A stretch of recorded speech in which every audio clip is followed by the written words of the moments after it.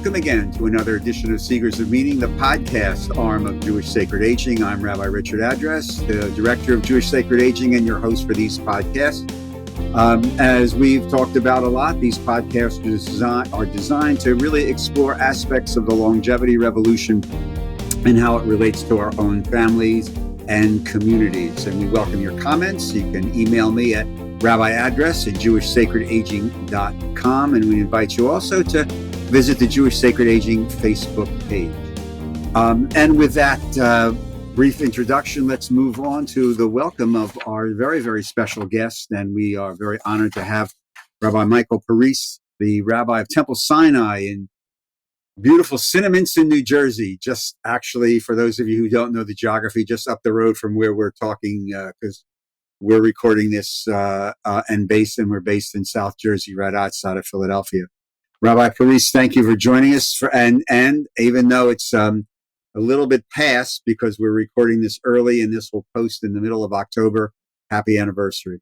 Thank you. 1 year. Glad to be here. And, I got to say, I just want to take a moment to say this. I've been getting a lot of requests to do podcasts, but when I saw your offer, it reminded me of some meeting we had about 7-8 years ago in your office in McCourt Shalom. I was thinking about rabbinical school, and you took an hour to sit with me, and I was very grateful. And so I just wanted to say thank you for that. And it's just funny how life kind of transpires. The rabbinate is like that, I think. And I do remember that conversation. I actually do remember that conversation. And I'm very pleased to see you as a colleague. And because it's from my end of the perspective, and you're a young colleague, there's nothing better in the world than doing what we do as a rabbi. It's every day. I love bridging that gap. I love bridging that gap. It's just every day you'll have a new adventure. So I'm glad to be here. Thank you. Well, thank you. We want to talk about your own personal journey, and which speaks to a whole variety of issues that are being played out in the United States of America right now, and within the Jewish community, which is something that we really do want to talk about. There are a lot of grandparents and parents who may be watching or listening to this now, or will do so over the course of weeks or months as people access the podcast in a variety of different ways, who may be dealing with a child, adult child, a grandchild who is dealing with an aspect of addiction. You've walked this walk, and you have the courage to come out about this in recent months. So could you just walk us through, at your comfort level, what your story was and why you chose now to discuss it? Yeah, and let me say, this is the silent epidemic in America in many different ways, but especially in the Jewish community. So I am in 10 years recovery from a very serious opiate addiction. And when I tell my story, I like to let people know that my addiction to opiates started, like millions of Americans, very innocently but tragically. I was a Temple University student. I was driving home from university. I was in Cherry Hill. I was at the bottom of a light on Springdale. Somebody behind me on their cell phone texting, wasn't aware that I was at the bottom of that light. And I literally watched as their car just rear-ended behind me. And because I knew I was about to get hit, I did what they say you should never do, which is brace for impact. So, you tense up your entire body. And it probably made my injuries more severe. I had whiplash. I was having shoulder issues, but my main problem was a dislocated disc in my lower back. It would cause horrible sciatic nerve pain down my right leg. So for, weeks after this accident, I was waking up in the middle of the night feeling like somebody was ripping my muscle apart. It was a truly horrible pain. And I would, get up. I was in an apartment building, and I would have to walk the steps of the apartment building for an hour, just getting this pain to kind of ease. And I said, this is crazy. I can't live like this. Go to the doctor. And, 10 years ago, we don't know what we know now. Many of the doctors of that era acted very unethically. Mine, I think, was acting in my best interest. And truth be told, Doctors were lied to. The pharmaceutical company said these medications aren't addictive, they're not that harmful, you don't have any kind of issues prescribing them to people. So I was prescribed to a low level amount of Vicodin. But what I found, very quickly was that my pain was intensifying. It wasn't helping the pain, it was only masking it. So as I was taking these medications, as I was coming down, my pain levels start shooting through the roof. And I go back to the doctor and I say, this is crazy. It's not helping. My pain is just legitimate and severe. I need more. Well, you do that 2 or 3 times and your doctor finally sees like, wait a minute, we can't keep upping your prescription because it's going to get out of control. Well, by that time, I was already firmly addicted to opiates. And your doctor cuts you off. You have to go to another doctor and another doctor, what they call doctor shopping. You do anything to really find the means to get back to normal. And I think that's important for people to understand. This wasn't about getting high.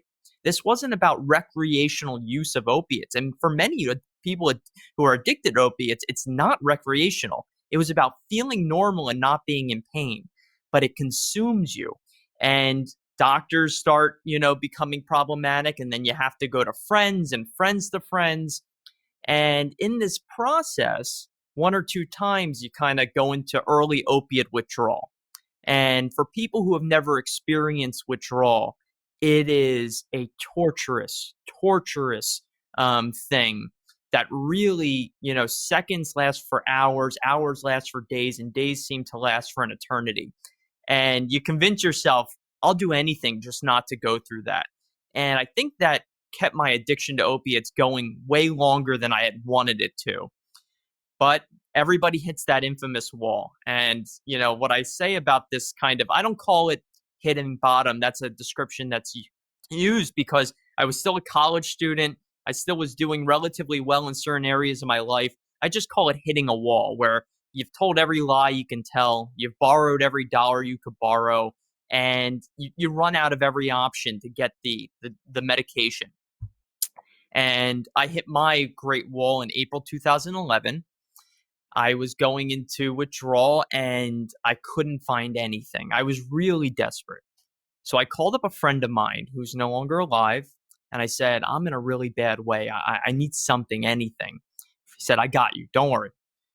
3 hours later, 3 excruciating hours later, he comes over and he says, here you go. All the best. I got to run. Shuts the door. I look down. It's not opiates. It's not pills. It's a bag of heroin.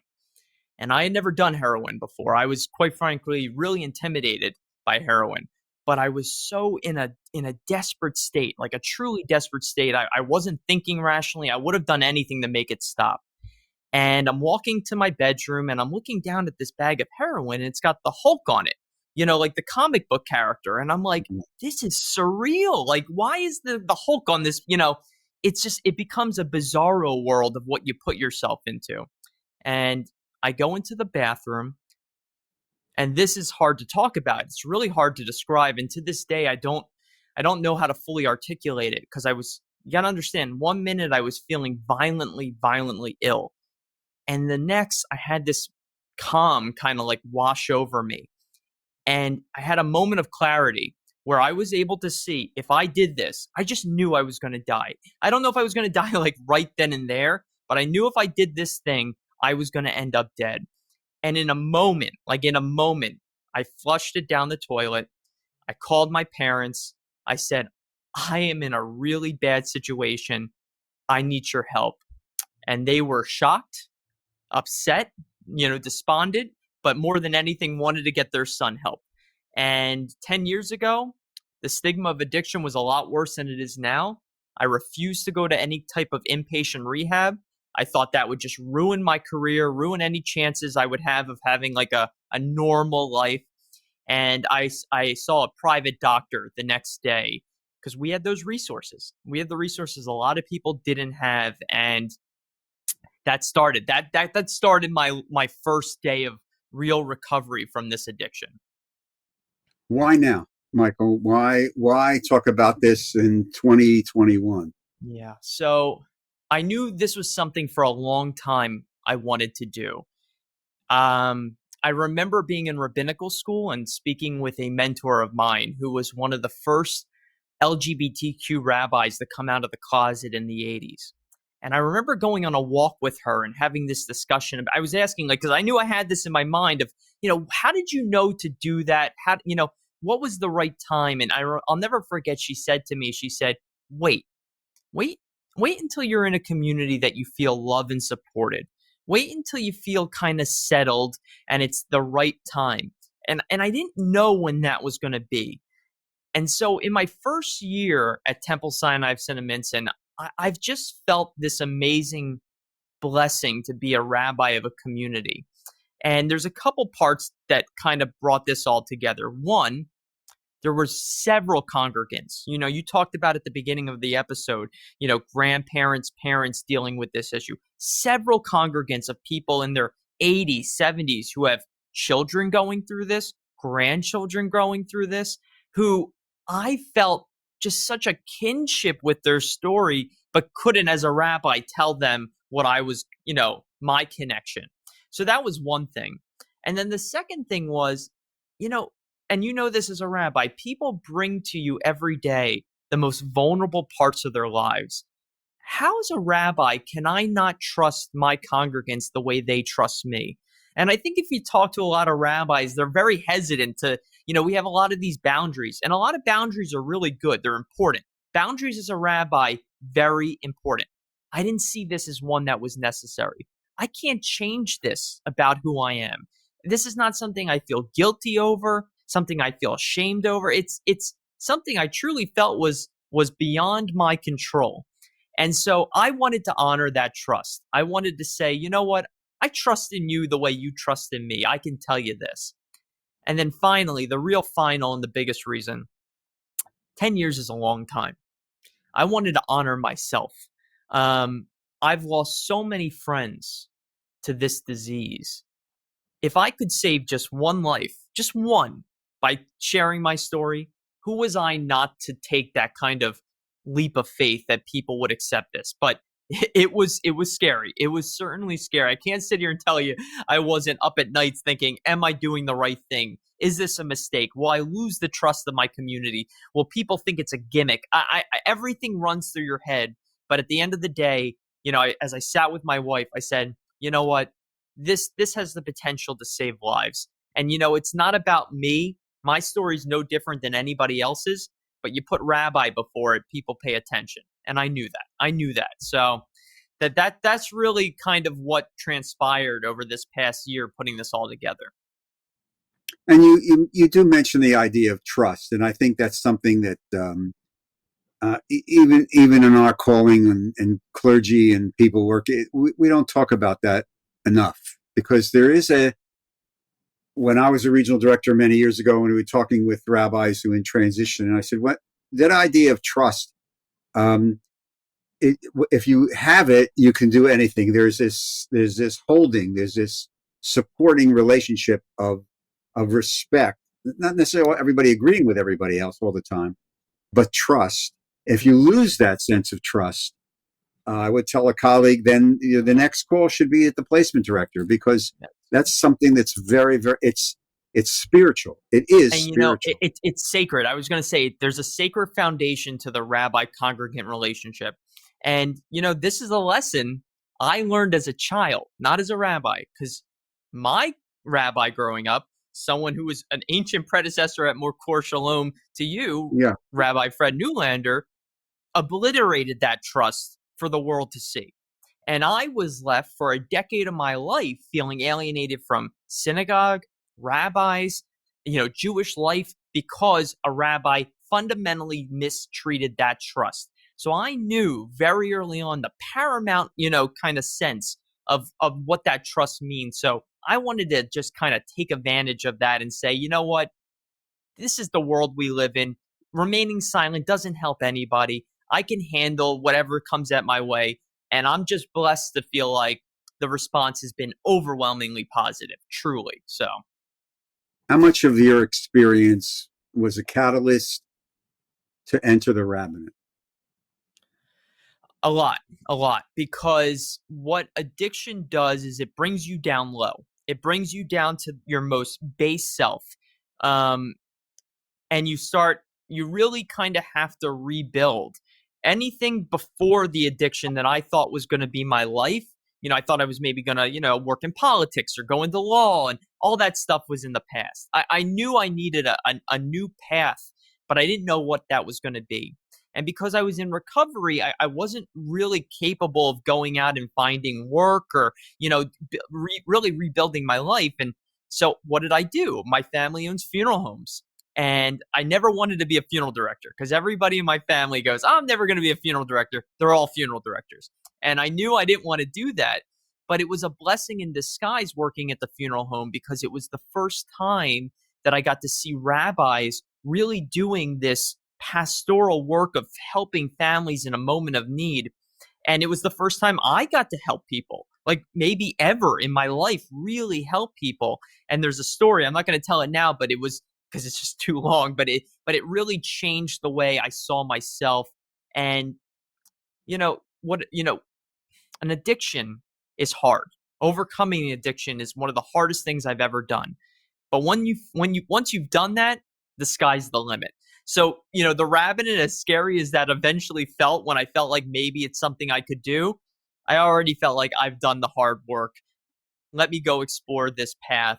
And so much of what that made me: non-judgmental, patient, compassionate with humans, treating people with dignity, because I saw what it was like to be mistreated as a person and to be looked down upon.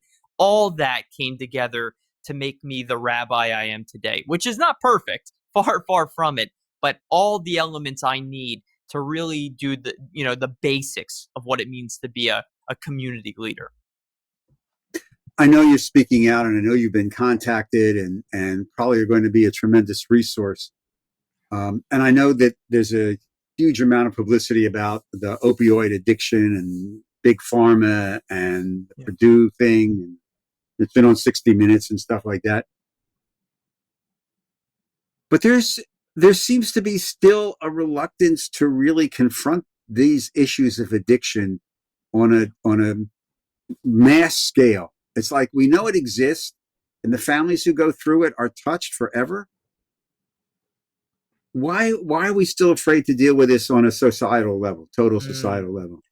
I want to approach that from two angles: the societal level and then the Jewish community, because I see a resistance in both. I think we've that made was a my tremendous, next question. yeah, because it's really the to me the crux of why I think it was so important for our rabbi to share this information. But societally, there's a great shame. There's a great shame in having somebody who's going through what we now call substance abuse disorder in your family. What does that mean? Does it mean you failed as a parent? Does it mean you failed as a grandparent? Does it mean you failed in yourself if you're going through the burdens of addiction? My answer is no. You've done nothing wrong. Now, addiction causes a lot of pain, and I want to be very clear. Just because I'm telling people that I think this is some kind of predisposed, disorder, does not mean addiction doesn't cause people pain. It causes everybody pain, but we have to stop with the resistance to talking about it, because what I have found is that this stigma that we attach to addiction, that it's immoral, that it's dirty, keeps people from seeking treatment. And if the stigma doesn't go first, then we're going to lose a lot more people who could have found a life in recovery. And so that's the one part. And then the Jewish community, I think we all know this. It's kind of, there's this sense, oh, addiction's real. It's not in our homes. It's not in our synagogues. The Jewish community, maybe this is the sense of all minority communities, that you have to kind of show your perfectionism, or you have to really kind of always, show your excellence. But it's a sad reality, because addiction is running prevalent in the Jewish world, and it might not look like what it does in other communities, but it's very real, and it's very dangerous not to talk about it. So there are many groups that are trying to bring this to the foreground. I am not the first rabbi. I want to be clear. I'm not the first rabbi to deal with an addiction. Far from it. I cannot even tell you how many colleagues are people who are in recovery from alcoholism, from drug addiction, from all sorts of addictions. It's very real, but there's not been a sense that it's something we can talk about.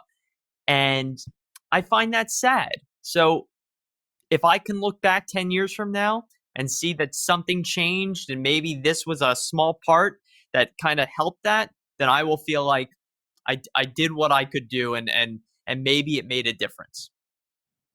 Oh no, I guarantee you already that I'm sure you've been contacted with people, by families, by individuals, and by the mere Hundreds. fact that you've already talked to these people, you've helped them. Because as you know, and as all of our colleagues know who've dealt with this, and we all deal with this, Yeah. um, just the fact that you could have a non-judgmental ear to just talk, to vent to, sometimes can be uh, life-saving and life-affirming. Amen. And I will say that I don't think you have to have gone through what I've gone through in the pulpit to deal with these issues. There's a million issues I deal with people I have no relation to, but that what you just said, that compassion, that empathy, really checking in with yourself. Do I have some kind of judgments, even though I might not verbally kind of say that out loud or express that when I'm dealing with a congregant? Always be checking in with yourself, because we all have judgments that we're not aware of. So it's one of these things where getting to help people on that level feels so fulfilling. And I'll share one quick story. I was contacted, like I said, hundreds of people reached out to me, but a former congregant who no longer belongs to my synagogue reached out to me, and they said, Rabbi Perice, I just want to say thank you. I think what you did was so courageous. I want to let you know that 4 years ago we lost our son to Mm-hmm. this disease, and if someone had done what you did then, if he had known someone like you then, maybe my son would be alive. I in that moment, if I didn't know before the importance of what I did, I surely knew after. And so I've already seen the impact, and the impact is just it's large, it's important. So I'm hoping this will be a catalyst for other rabbis, not to come forward if they don't have this issue, but to deal with this issue in a way that is probably important in a way they might not understand. We're speaking with Rabbi Michael Perice, the Temple Sinai in Cinnaminson, New Jersey. Michael, you at the beginning, when you started to talk about your story, you mentioned something that I want to circle back to, and that's resources. Yeah. One of the things the pandemic has exposed blatantly is the inequality of access to healthcare and support in this country. We deal with this in my work in Jewish sacred aging a lot. Talk to me a little bit about what your feeling is, having walked this walk, for families who are dealing with this issue, but do not have the resources, which can be daunting. Yeah. Daunting. So this is the big issue. This is the big issue, because we know that people who go into treatment have a better likelihood of a lasting recovery. Not guaranteed. Nothing's guaranteed. Like I said, I was very fortunate. I had resources almost very few people had. My family has that. But there are many groups who are doing great work. I can only speak about South Jersey and Jewish community, but I would say that there's got to be a lot of groups around the country. In Burlington County, where I am a pulpit rabbi, the Burlington County's prosecutor's office has done a huge campaign to get people into treatment. And they offer it to people without insurance, because that's the big thing. A lot of people do not have insurance to get themselves into treatment. So we have to really encourage our public officials to make this a priority, that this is going to have a ripple effect that's going to, reduce crime, which is going to reduce, societal inequalities. It's going to reduce so many problems, but it really starts with the policy of getting people treatment. how we do that, I'm not a politician, I'm not a policymaker. I know that there are many groups who are doing that, and we have to encourage that. And so whenever you see people, organizations, politicians, public servants doing this work, support them, because it really makes a difference. And I'll give a small plug to the Jewish Addiction Awareness Network, which is a nonprofit, a Jewish nonprofit that deals with addiction awareness, and they have a website that just provides endless resources by state of where you can seek help if you're dealing with an addiction. So the information's out there, not always easy to find, but it's out there. So again, mention that addiction network organization again. Jewish Addiction Awareness Network. I believe it's JAAN.com. Don't hold me to that, but I believe that's the website. And there is tremendous amounts of resources on that website. It's run by a woman named Marla Kaufman, who I just had at our synagogue virtually this past week. She has her own story of addiction in her family. She's done an amazing job, really, fighting the stigma of addiction in the Jewish community. And I think this is what's needed. Really, people stepping up and doing the work that's being done in so many different areas, when it comes to Tikkun Olam, social justice. Addiction's going to have to be the next thing. Michael, we'll have people from all over North America who will stumble on, who watch this, listen to this. So somebody who's sitting, outside our particular area, and the people, they may not be members of a synagogue, or they may be members but reluctant to go talk to their rabbi because of all the issues you're talking about, shame and stigma. Where would they go? Would they go to if there's a Jewish family and children's service? Where would they go for the first attempt to deal with, getting help? Yeah. So my first answer would be check out that website that I mentioned. That could be a great resource. I'm pretty sure most Jewish family children's services are doing addiction work right now. I know we're doing it in South Jersey. I would imagine it's being done nationally. They do great work. I would encourage anybody who's kind of dealing with that shame or dealing with that baggage of not wanting to be public. They provide very good confidential services. And then I would look onto your local county websites, see what's going on in the county level. This is an issue that's come a long way, and in many ways we're seeing it being brought to the foreground. So there is a lot more resources that people are not aware of. So do your research. Do your research. In your journey, or in the journey that other people are going through that you went through, where's the sacred? Where's the spiritual? Where's God? I think God came to me in that moment. Whatever God is to anybody, whatever God is to me. When I was going through my withdrawal, I remember cursing at God. I was really angry at God. I wasn't really much of a person of faith. I was barely a Jew at the time, practicing Jew. And I remember being angry with God and cursing at God. Why are you doing this to me? Well, I'm not a bad person.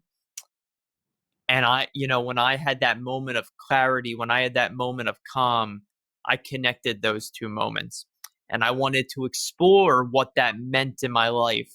And that was a moment that, was beyond myself, beyond the here and now for me. And it doesn't have to be for anybody else. It was for me. And there is a sense that we are who we are. We are all made in the image of God. We are flawed. We are broken, but we're all capable of dignity. We're all capable of being respected, and we're all capable of building our lives and being whole. And I think that's what Judaism has taught me, that being whole is a process. We don't come out of the womb fully formed in any way. We are all broken and scarred in so many ways. And going through this addiction, I've learned how to treat myself with dignity. I've learned how to find the patience and the compassion in myself. And I connect that to my faith, and I connect that to God, and I connect that to my traditions. So I would say that going through an addiction like the one I went through is life affirming, life changing, and something that I will always hold very close to my heart when I go wherever I go in my life. A little over a month ago, you stood on the bima for Rosh Hashanah and Yom Kippur and led a congregation in some very powerful prayers. The Unitana Tokef, the Vidui, the Asham News, the Al-Chet Shechatano. As you were leading this congregation and reading and then intuiting these prayers, how much did you reflect back on your own journey and what and how those words could impact your soul? Every time. I mean, that's the power of those prayers. Prayer, the words on a piece of paper in a book that we call a prayer book, means absolutely nothing, right? If you don't have the kavanah, if you don't have that intention of what those words hold meaning in your life. And so when I reflect on everything I've been through, not just the addiction, but everything I went through as a child, finding my faith, finding my footing, I think about myself always falling down and having to lift myself back up. What do they say? A righteous person fall down 7 times and then finally gets up. That's life. Life is falling down and getting back up. And the power of those words, of taking a minute and recognizing I've not been perfect. I have not been good. I am flawed. And you know what? That's okay. That's awesome. That's awesome. And I always take an opportunity to kind of reflect in my own journey on how far I've come and how far I have to go. Rabbi Michael Perice, the rabbi of Temple Sinai in Cinnaminson, New Jersey. Michael, thank you very, very much for sharing your story, giving us your time here, especially in this crazy time of the year. And for everybody, this young colleague is just celebrating his wedding anniversary and is in the process of moving in preparation for the holidays. So you get extra points. It's Mashugana. It's Mashugana. But, I just want to say, in all seriousness, thank you. Thank you for what you're doing. Thank you for allowing me to share my story. And I will say that if you are in the South Jersey community, reach out. Just feel free to reach out. I always make myself available for anybody who needs the help. Thanks. Michael, thank you very much. Continued success, continued good luck, and most of all, continued health. And thank you. Thank you very much. Be well. See you at the next meeting. Gam Lecha. And to all of you, thank you again for watching or listening to today's edition of Seekers of Meaning, the TV show and podcast of Jewish Sacred Aging. If you'd like to connect with us, rabbi address at jewishsacredaging.com is how you reach us. If you'd like to make a donation to further the work of Jewish Sacred Aging, go to the website, jewishsacredaging.com, and click on the donate button. Seekers of Meaning, a reminder, is produced at the studios of Lubetkin Media Companies in Cherry Hill, New Jersey. And a big shout out to our now award-winning producer, Steve Lubetkin. I'm your host, Rabbi Richard Address. I look forward to greeting you on the next edition of Seekers of Meaning. And until that time, everyone, stay safe, stay healthy, give yourself a gift, take care of yourself. Toda Rabah.